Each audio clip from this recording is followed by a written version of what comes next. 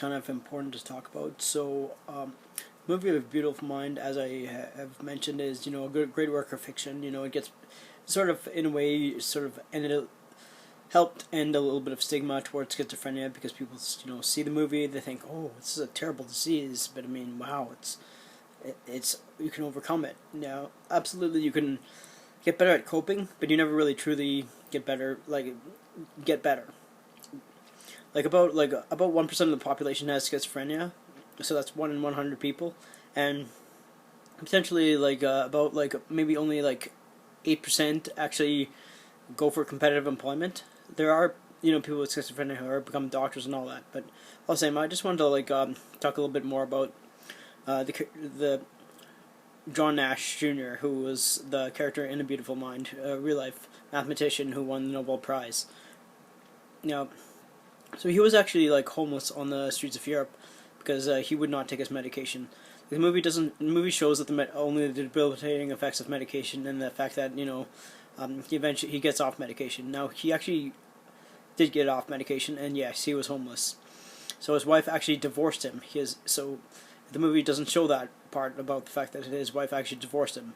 Then, after some time in Europe, his ex-wife, reached out to him and said, I'll let you stay with me, but promise me you take your medication. So he actually saw a different doctor that prescribed other medication. He started taking the medication, and the ex-wife let him stay there only as a sort of a stability thing, because everybody with schizophrenia needs a bit of stability.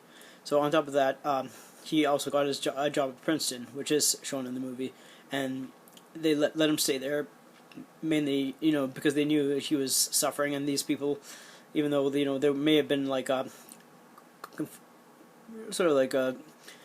conflict, they might have clashed at a time. They were kind of rooting for him, so let him stay at Princeton to teach, and then gradually he got better, and while he never really truly recovered from the illness, he got better at coping with it. In fact, he actually died of natural causes.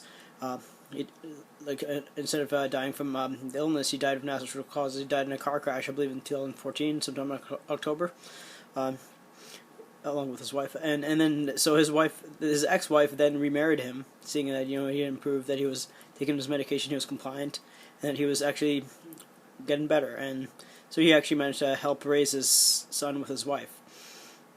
So that is the more true story of John Nash and his son, John Nash Jr. again.